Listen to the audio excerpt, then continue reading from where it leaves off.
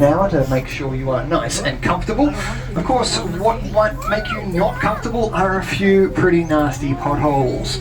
That's right, folks, we do have some big ones out there today. I am 100% certain there are at least 2 that I will not be able to avoid. So please make sure you are seated in your seats for the entire duration of the tour. On a serious note, folks, if you do have any medical emergencies take place while we're out on tour today, please ensure that you dial the emergency phone number printed at the front of each carriage, or for those of you up here in the front carriage with me, you just yell at me. That works just fine. Now we're going to go on out and say hello to these beautiful animals, about 150 or so. Various species, various habitats, see what they're up to, and hopefully get some nice breezes across our slightly warm faces today. Immediately to our left as we roll on into this space, folks, we have our gorgeous scimitar horned oryx. These extinct in the wild antelope are one of our most precious animals here at Werribee Zoo. We actually have 3 herds. This one that we see to our left is an active breeding herd. That's right, folks. We have boys and girls in there doing the conservation thing. I won't go into any more detail because there are children on board. But good things are happening, shall we say. Now as we keep on scooting along, folks, we have plenty more animals to see. To our right hand side we have an animal with the most redundant scientific name I have ever heard, the North American bison, or scientifically known as bison. They are of course a very special animal, capable of growing up to over 1,200 kilograms. To give you an idea of sizing, folks, these lovely 12 ladies to our right hand side at the moment weigh between 400 and 700 kilos. In context, you look at some of these girls, their heads are pretty big. They can sort of just squeeze them through the window of my car. I drive a nice little Hyundai i30, so it's, a little hatchback for reference. The boys, however, weighing up to 1,200 kilos, couldn't get their head through my car door, not even the window. That's how much bigger they are. You would actually struggle to pat the top of a bison's shoulder from where you sit right now. Now, of course, to our left, folks, the Dromedary Camels, the one-hump camels, whatever you want to call them, the ships of the desert. They're capable of transporting hundreds of kilos of people and goods across harsh environments. It's one of the reasons they've been domesticated for thousands and thousands of years, dating back to the ancient Egyptians, who are actually responsible for the reason why there are no more camels in northeastern Africa. In fact, they're actually all here in Australia now instead. We have around 1.5 to 5 million camels. We're not really sure because we're zoologists and biologists, not mathematicians. We can't count that high. But we do know that they are stabilising in Australia, so we're actually doing all sorts of things to help these animals get back out into the wild where they belong. Very exciting moment at the right hand side here as we have, of course, Uber Eats delivering to our Mongolian wild horse. Now, as their name suggests, they are horses, they are wild, and they come from Mongolia. Of course, that very strange creature there as well, that's Davin. He is one of our zookeepers. He's actually one of the gentlemen responsible for all the animals we're going to see on the safari route today. Looks like he's just given out some beautiful, I'm going to say, I'm going to call it meadow grass hay from here. I can't quite tell. Might be ryegrass hay. Either way, it's a special treat for our horses, and they will absolutely love it. And why is it a treat? It's because we don't give it to them every day. We do change it up.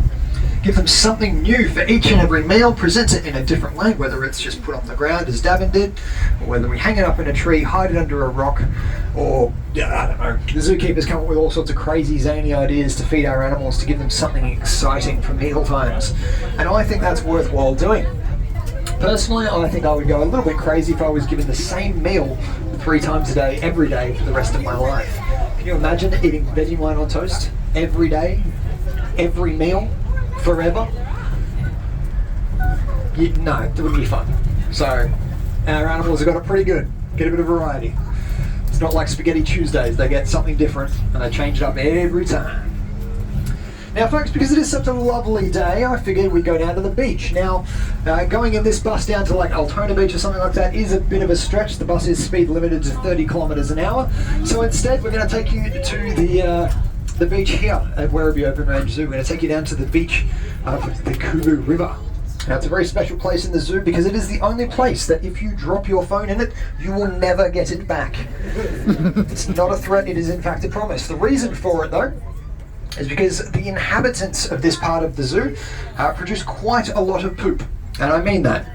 We're talking about 60,000 litres of poo a year from these animals. So don't drop your phone, no one's going to go fishing for it. And the other reason is that the animals that produce that poop are considered to be Africa's most dangerous, or third most dangerous creature. Now the two creatures that beat it are people and mosquitoes, which should give you an idea. But this particular animal has a very spectacular reputation for being very harmful to human beings. That's right, folks, the common hippopotamus is quite dangerous. Heading into the water at the moment is our 31-year-old girl, Brindabella. She weighs 1,900 kilos. Up on the beach there, that is her 11-year-old daughter, a gorgeous little pansy, weighing in at only 1,450 kilos. She is positively tiny. But these gorgeous animals are quite dangerous. In fact, in 2017, they were responsible for 3,000 human fatalities. That is more than lions, cheetahs, African wild dogs, leopards, hyenas, great white sharks, 10 different types of venomous spiders and snakes combined, times 2. Yeah. In the same time span that these animals managed to kill 3,000 people, great white sharks killed 3.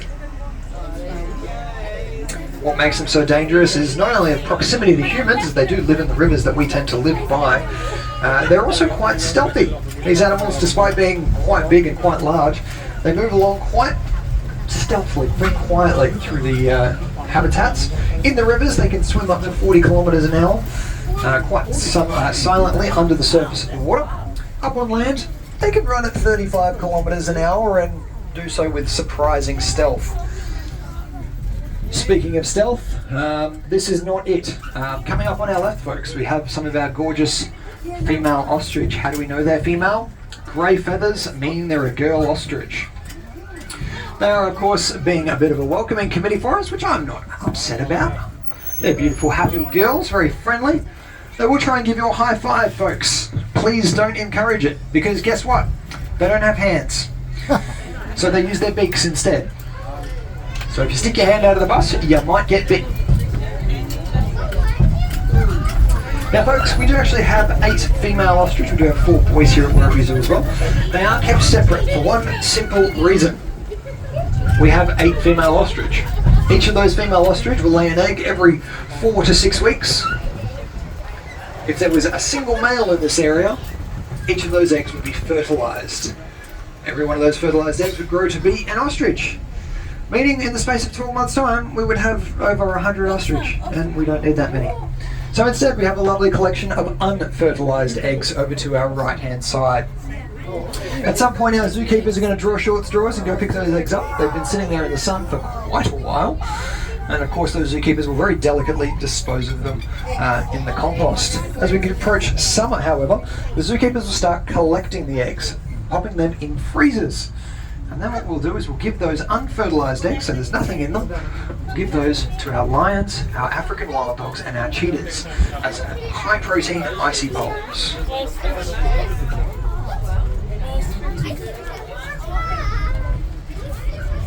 Now cruising along now past the waterhole, which looks like it would be lovely to go for a swim in today actually. We're going to cast our eyes out to the left hand side. Along the back of that tree line there, just between the fences there, you'll see some antelope. Nice big rusty red with white stripes. Those are the Nyala. And they're very hard to see. They're not only here at Werribee Zoo, but they actually were declared extinct in the wild at one point. Not because they were extinct in the wild, but because conservation biologists couldn't find them.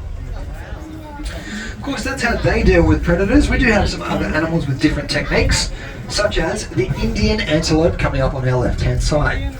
This lovely little herd is one male, the rest are all females. And as you can see, Artie, our boy there, he's got a big, mean set of horns on his head there. And if he so chose, he could defend himself with them quite well. The girls, however, no horns. So what do? They deploy an amazing survival tactic that you may have heard of. It's called running away. They're actually very good at it. They do achieve speeds of over 90 kilometers an hour. Or as I like to refer to it as, 10 kilometres slower than my mum drives on the freeway.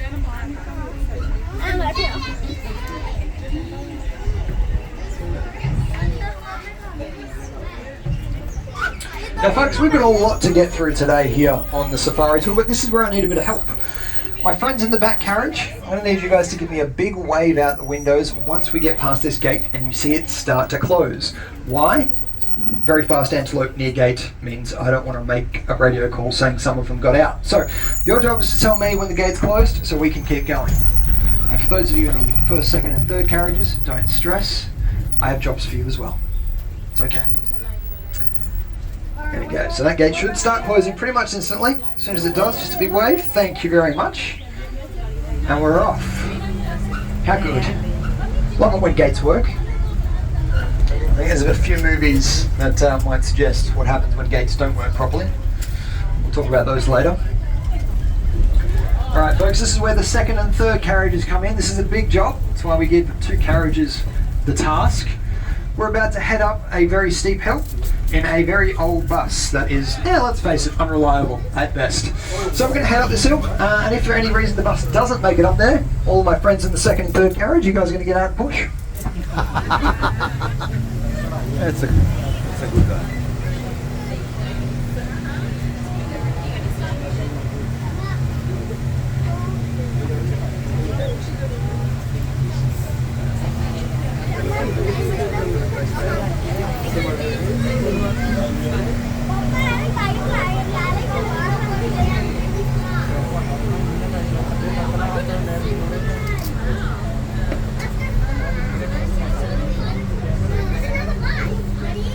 Big wave to Michael on the right hand side with the top hat.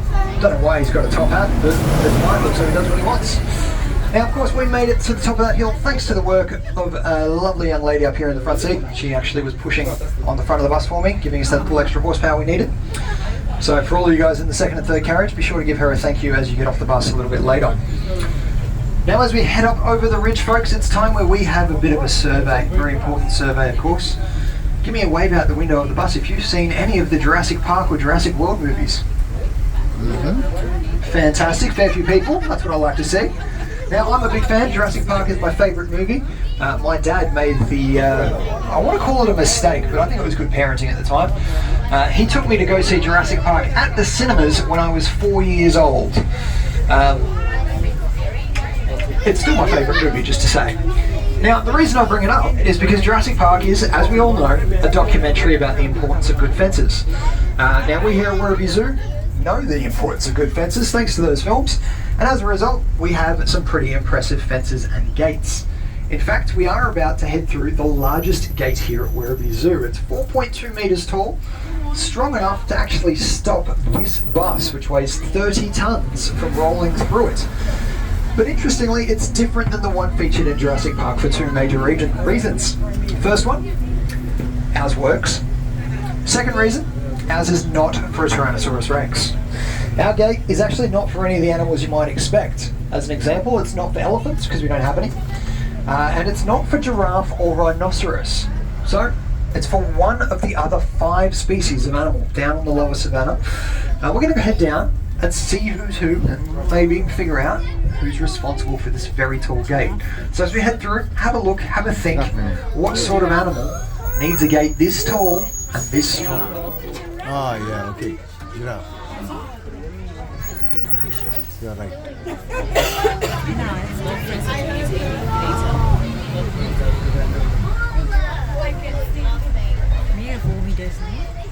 No, this one. Oh, no.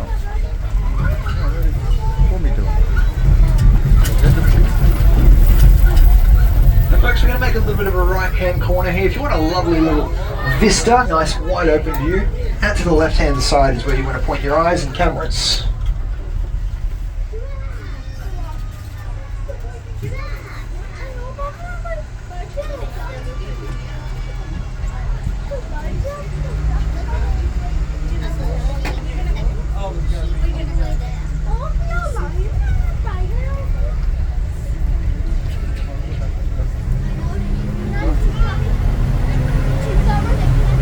So folks, we've got a little bit of a drive. I don't expect to see any of our animals up here on what we call the escarpment today.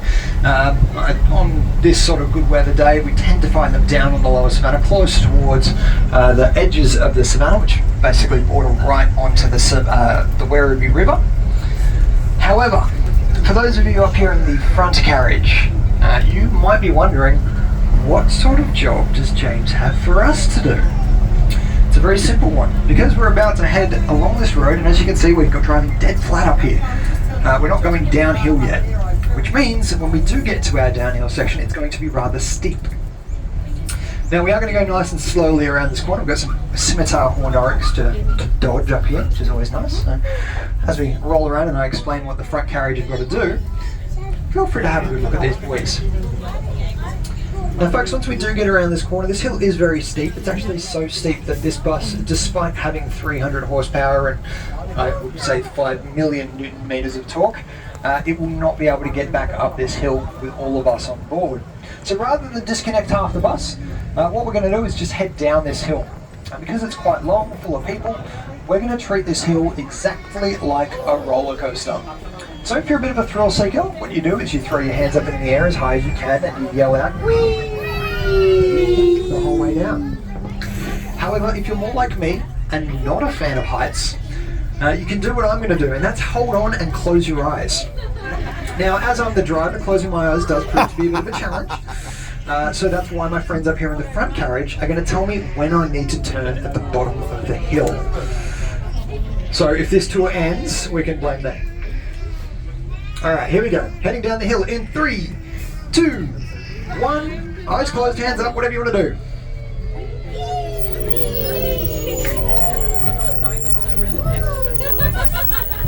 Now to set everyone to my days, I have done this a few times, but you know, potholes do change.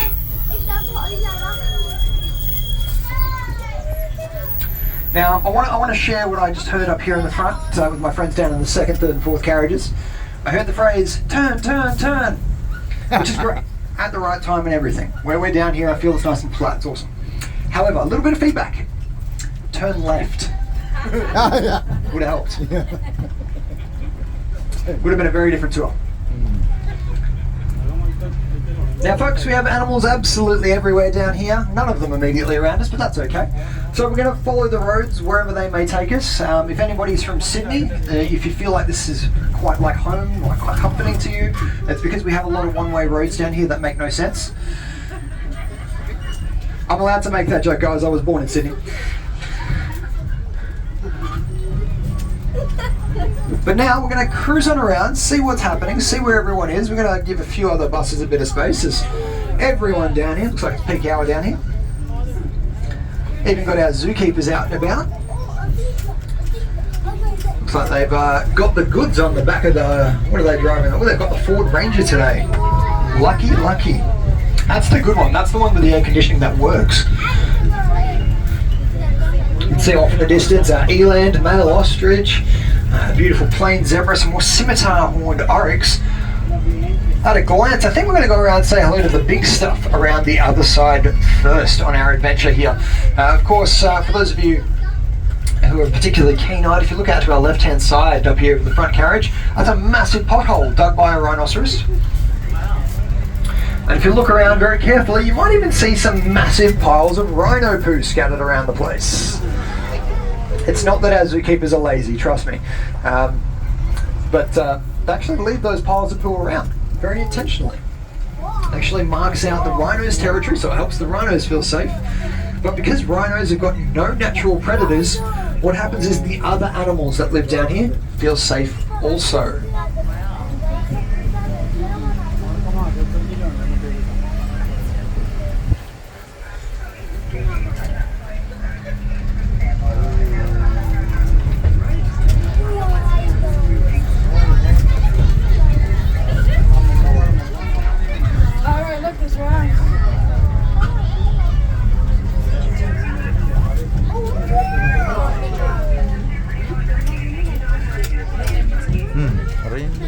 Giraffes.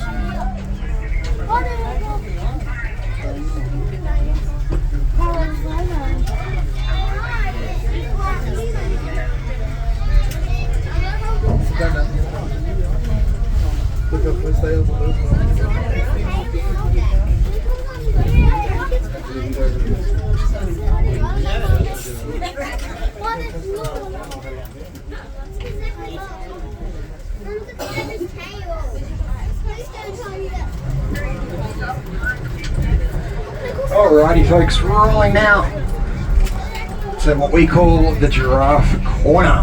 Why do we call that? Because it's a corner of the habitat and there's giraffe in it. We're really good at this naming thing, I promise. Now, we have 5 beautiful giraffe here at Werribee Zoo. They are all boys. Why do we have only boys? Well, we find that girls cause problems. I'm joking, folks. It's because boys do stupid things to impress girls. No, we have all the boys who aren't going to be used in the Australian and New Zealand breeding program. We are very, very lucky. These guys get to come here and hang out with 80 acres, a bunch of other animals, a bunch of different species, and they have their own personal team of zookeepers to look after their every need. Now, 5 boys do come from all over the place, as far east as New Zealand and as far west as Perth. They've all come to us between the ages of 3 and 4. Our youngest boy at the moment is 9 years old, little Ajali, he's the shortest one over there. And our tallest boy is the beautiful Armani. He's 14 years old, came to us from Taronga, Western Plains, up in Dubbo. Another big pile of poo here on the left-hand side if you're interested, folks.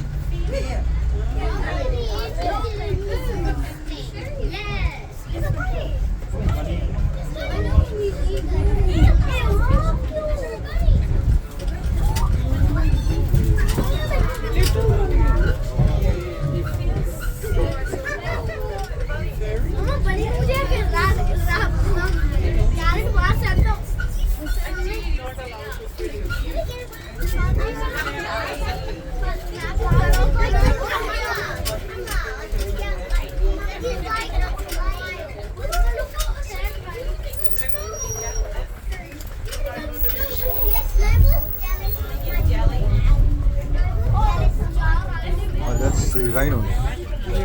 Rhinos are there. Rhinos.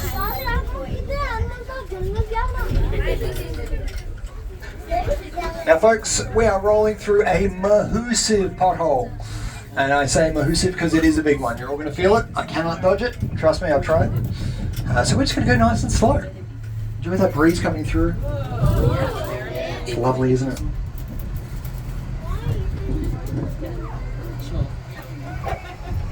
Now folks, as we come around this corner, you will see some beautiful southern white rhinoceros to our right hand side. We will not be going immediately to see them. We actually are supposed to be going, again, following the one-way roads that make no sense. We're going to head around the bottom, come back up, and then come back down that middle road. It's going to be very exciting. We're going to show you exactly how agile these buses are, which aren't agile at all, but we're going to try. So let's head on around, see what we can see, and have a bit of fun.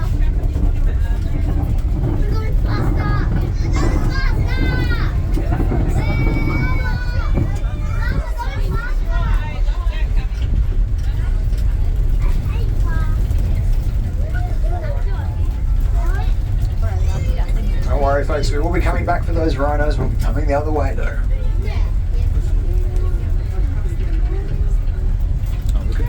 Instead of saying hello to our rhinos, however, we're going to zip on around and say hello to our eland, which are the world's largest species of antelope, weighing in at well over 1,200 kilos. Another big pothole, just a heads up.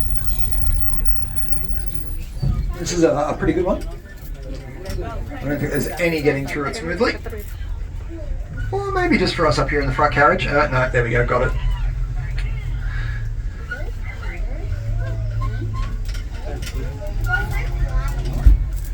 Now folks, these eland are no joke. They are so big and scary that lions are afraid of them. And the reason for that is not those very big impressive horns. In fact, these guys, they should actually sort of inspire a little bit of respect in all of us for these creatures, because they can jump over 3 meters off the ground. Of course, weighing 1,200 kilos means that when they come back down with the force approximately similar to that of pushing a Ford Fiesta off the roof of a house. For that reason, folks, we have a very large, shiny silver gate at the top of our habitat, all with the intention of keeping these animals safe. I've got a plan. Trust me on this, folks. We're doing this. We're just going to be spending heaps of time down here on the savannah because nothing makes sense today. The reason we're going this way is because more zebras, but more specifically a 2-week-old baby boy. That's right. Alright folks, we have another baby zebra here at Werribee Zoo. That is our 7th zebra foal in 2 years. This little fella, you'll see him out to our left hand side in a few seconds. His name is Doublet, named in honour of Her Majesty Queen Elizabeth II's favourite horse.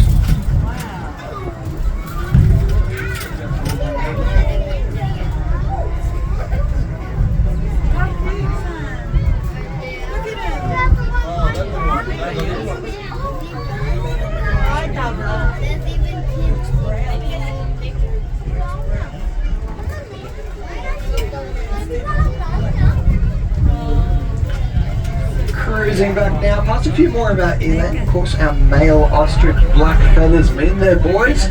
These boys are quite tall. They're standing at nearly 7 foot tall, weighing in at up to 120 kilograms.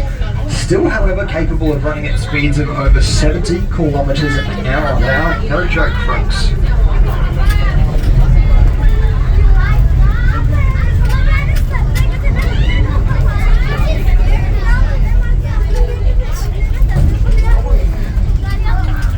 Down in the back left corner there, that's our waterbuck, folks. These animals, very, very hard to find here at Werribee Zoo, often tucked away in the denser trees.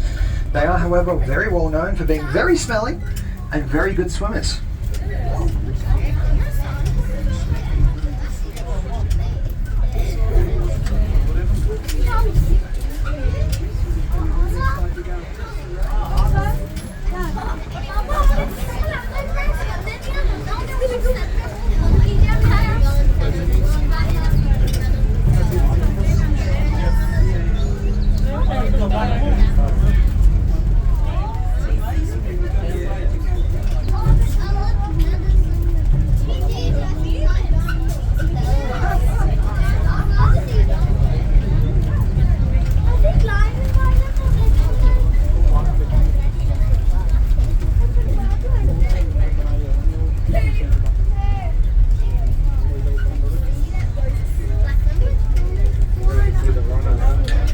Dodging a few potholes here, but we are about to head straight on down past our gorgeous southern white rhinoceros.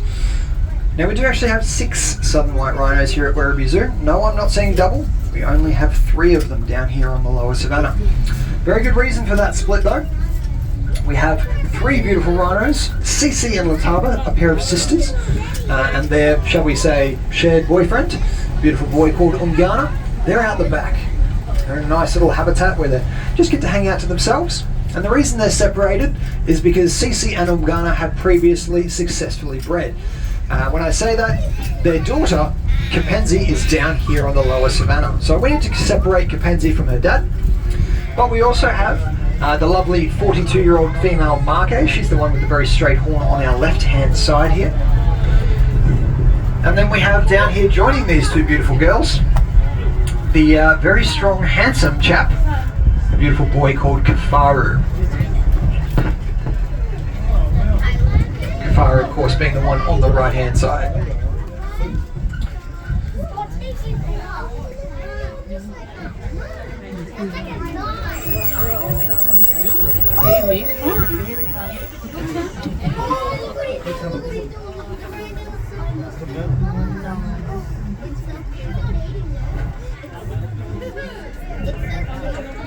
Give you a rough idea of sizing, folks. Kafaru out to our right hand side weighs approximately 2,600 kilograms.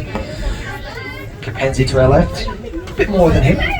Marque, a little bit older in her age, does have a few age-related health conditions, so she's a little bit lighter, a little bit leaner, weighing in at about 2,200 kilos. That being said, a southern white rhino can achieve a top weight over 3,500 kilograms.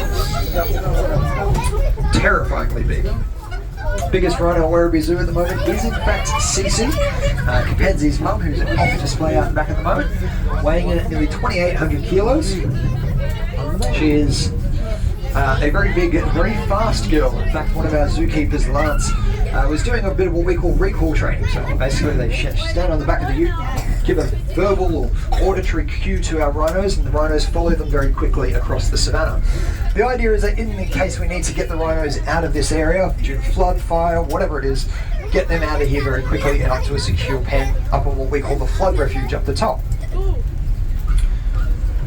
Now, of course, I was watching this training occur one day, having a great old time, watching Lance drive across with 3 southern white rhinos bolting after him at full pace. Watched him turn left up the exit ramp where we're about to head now, and I noticed that the rhinos were catching up to him. So I jumped on the radio, said, "Lance, move it, you know, CC's gaining on you." So he did. He changed up gear, put his foot on the go fast pedal and went up the hill. I later caught up with him in the lunchroom and asked him how fast were you going, and he turned around and said to me, "Oh, when you told me that she was catching me, I was doing 58 kilometers an hour."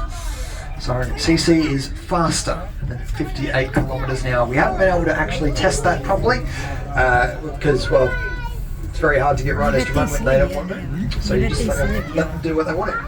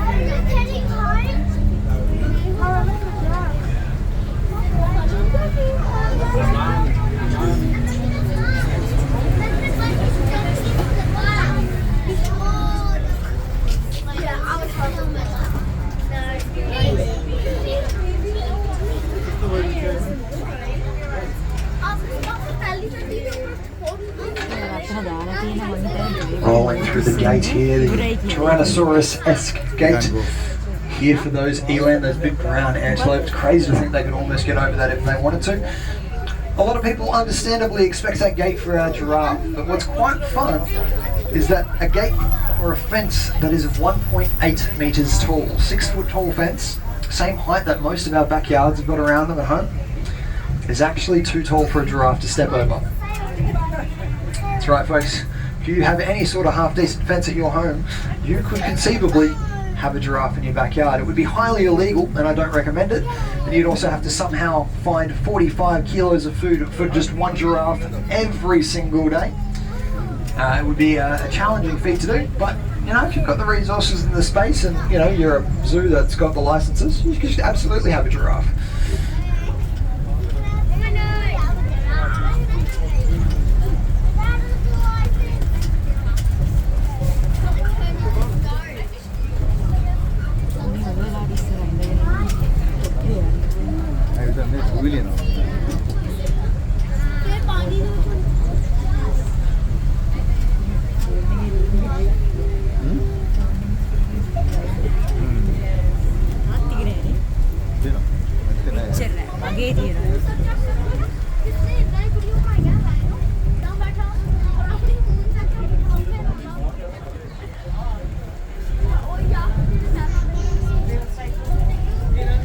Now folks, we are technically on our return journey back towards the safari station. Hearing on the radio, there is a bit of a traffic jam ahead of us. Just lots of buses out, that's all. It's not necessarily bad, and we shouldn't be adding too much longer. But as we do head back, I'll let you know that there is still plenty...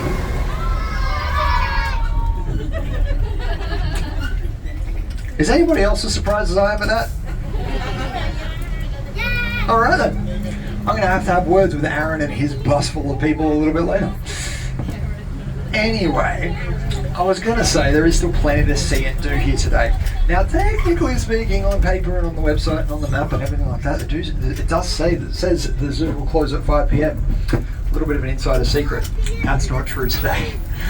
Because so many of you have struggled to get even in the front gate today, we are keeping the zoo open a little bit later. We don't know till when exactly, but we're going to keep going. We're going to keep rolling safaris around until we get pretty much everybody out on a safari today. So you can stick around a little bit longer today. Plenty of staff around. We're keeping everybody on to keep you all well informed and engaged. So if you do have any questions, grab anybody that you can find in a khaki uniform. Ask them all sorts of questions. We'd love to answer your questions here at the zoo today.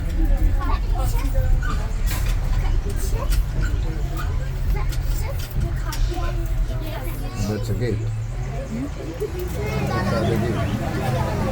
So no lions, huh? No lions.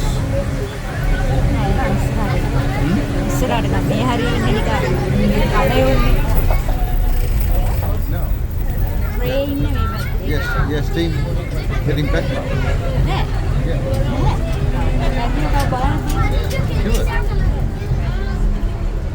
Now folks, as we do roll on through the woodland waterhole, we do have all sorts of other things to see. A couple of Cape Barren geese, a lovely waterhole full of European carp in there for no reason other than the fact that they happened to hitch a ride in the water truck when we originally made it. But anyway, I do want to take this moment to say thank you to each and every one of you, especially our zoo members, without whom we would not be able to do what we are able to do here at Werribee Zoo today, particularly over the last 3 years. It's been pretty rough for us here at the zoo.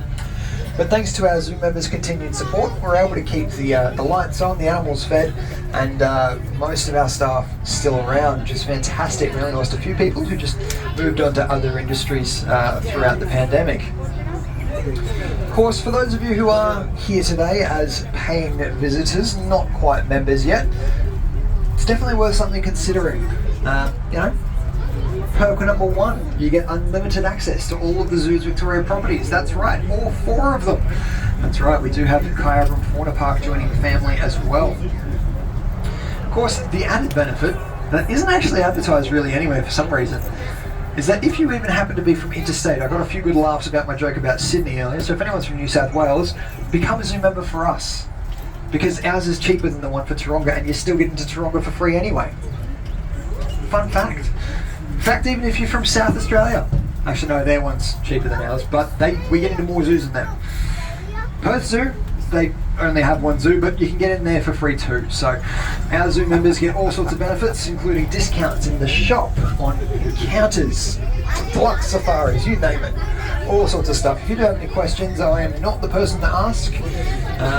Sitting down at the ticket office and the retail shop are the best people to talk to about upgrading your membership. I don't mean upgrading, because if you bought a ticket today, that cost comes straight off your membership fee if you wanted to join up.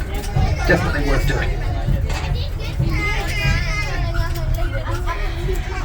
Now folks, as we do enter back into the arid zone, we'll let you know what the deal is, what's going to happen next. We're probably going to awkwardly wait outside the safari station for about a minute and a half. I will try and minimise that for you. But once we do get in, myself and the team there will take a few moments to open up those doors and drop those stairs. Now we will ask that you do stay in your seat while these doors are opening up. Once they are fully open, please head on down, take care. The dust does actually make the steps a little bit slippery though, so please be careful. Now if you do have any questions about the zoo, the tour, the bus, the animals, or anything else at the zoo, you are more than welcome to meet me down the front and I'll do my best to answer any of those questions. Now I'm really trying to drag this out now. The bus in front of us has just started unloading. It usually takes about 3 minutes to unload, but hopefully I've gone a bit quicker today. So I'm going to drag my feet here, just coast on in. That does mean, unfortunately, driving really slowly past the camels. Now I say unfortunately, I'm sure many people on board would disagree with me, but I am not a big fan of camels. In fact, I'm scared of them. Don't laugh at me, folks. It's not nice. I heard that. Now, I had a bad experience as a little fella. My auntie owned a camel farm in Western Australia, and when you train a camel to be ridden, I was up at like Broome and Cable Beach and stuff like that. What you do is you find the lightest thing possible to go on the back of the camel to get them used to it first. So you start with like a sack of rice and then you upgrade to a small child. I was the small child. It was a bad ride. The camel decided to do a flip, lay down on top of me and sit on me for 2 hours. So now whenever I drive past our camels, I do things like close my window and just kind of sit here and kind of twiddle my thumbs and just look at the bus in front of me. Now that being said, our camels are very, very friendly creatures. These camels, in fact, will give you a big kiss if you give them the chance. Don't let them. I'll tell you why in a second.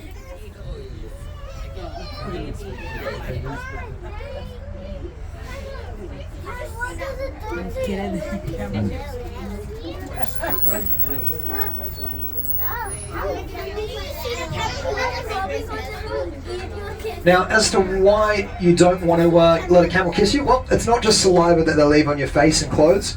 It's actually also mucus and stomach bile. Yeah, so fun thing is it's sticky and it kind of smells bad and it kind of tingles a little bit too. So, you know, it's fine to get on your skin, but you want to wash it off really quickly. If you get it on your clothes, step one, remove your clothes, preferably in private, and then set those clothes on fire. Because you will never get the stains out, folks. You may as well just put them in the bin. Now, anyway, thank you so much for your patience, folks. Thank you for joining me out here on safari. We'd love to see you all out here again sometime soon on your next visit to Werribee Open Range Zoo. Enjoy your day. We'll catch you next time.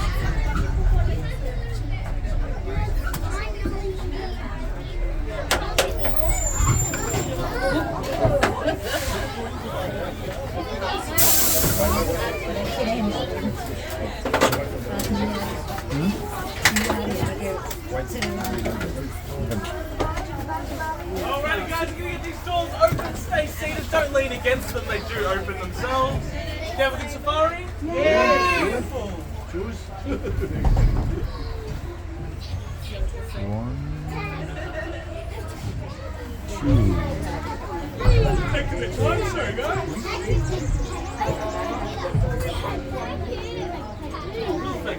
Wait for